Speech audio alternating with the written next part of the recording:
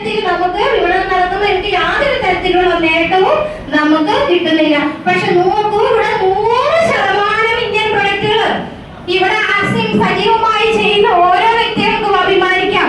100% Indian ഉൽപ്പന്നങ്ങൾ ഉപയോഗിച്ചുകൊണ്ട് നമ്മുടെ രാജ്യത്തിന് തന്നെ ഒരു മാതൃകയായി നമ്മുടെ രാജ്യത്തിന് ഒരു സേവനം നൽകുകയാണ് ചെയ്യുന്നത്.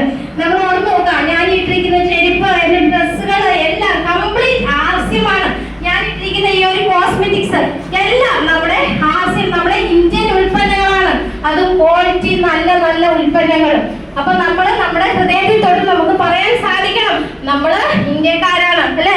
ഒരു യുദ്ധം വരുമ്പോഴോ മറ്റെന്തെങ്കിലും വരുമ്പോഴോ അല്ല നമ്മുടെ രാജ്യത്തെ ഓർക്കേണ്ടത്. നമ്മൾ ഈ ഭൂമിയിൽ ജീവിക്കുന്നുണ്ടെങ്കിൽ, ഇന്ത്യ എന്ന മഹാരാജ്യത്ത് നമ്മൾ ജീവിക്കുന്നുണ്ടെങ്കിൽ നമ്മുടെ ഓരോരുത്തരുടെയും ഉത്തരവാദിത്വമാണ് നമ്മുടെ ഇന്ത്യയുടെ സമ്പദ് വ്യവസ്ഥയെ മെച്ചപ്പെടുത്തുക എന്നുള്ളത് നമ്മുടെ ഓരോരുത്തരുടെയും ഉത്തരവാദിത്വമാണ്.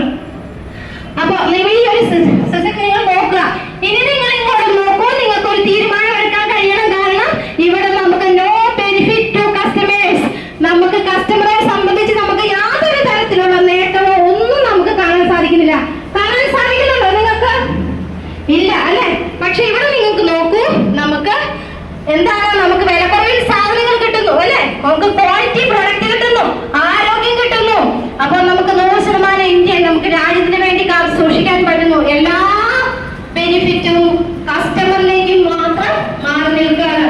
ഇത് നമ്മൾ മനസ്സിലാക്കണം. എനിക്കൊരു ക്ലാസ്സിൽ ഇത് മനസ്സിലായതിനു ശേഷമാണ് ഞാൻ ഇതിലെ ഒരു ബിസിനസ്സിലേക്കായി നമ്മൾ ഇതിലേക്ക് ആശയത്തിലേക്ക് സജീവമായിട്ട് ഞാൻ കടന്നു വന്നത്. അപ്പൊ നിങ്ങൾക്ക് ഇന്നത്തെ ദിവസം ഒരു തീരുമാനമായിട്ട് എടുക്കാനായിട്ട് സാധിക്കണം. ഈ ഒരു സിസ്റ്റം, അതായത് ഇത് റോങ് കൺസെപ്റ്റ് ആണെന്നും ഇത് ശരിയായ രീതിയാണെന്നും ഞങ്ങൾക്ക് മനസ്സിലായി. അതുകൊണ്ട് അമ്മയ്ക്ക് അതുകൊണ്ട് തന്നെയാണ് ഇതിന് റൈറ്റ് കൺസെപ്റ്റ് മാർക്കറ്റിംഗ്, അതായത് ശരിയായ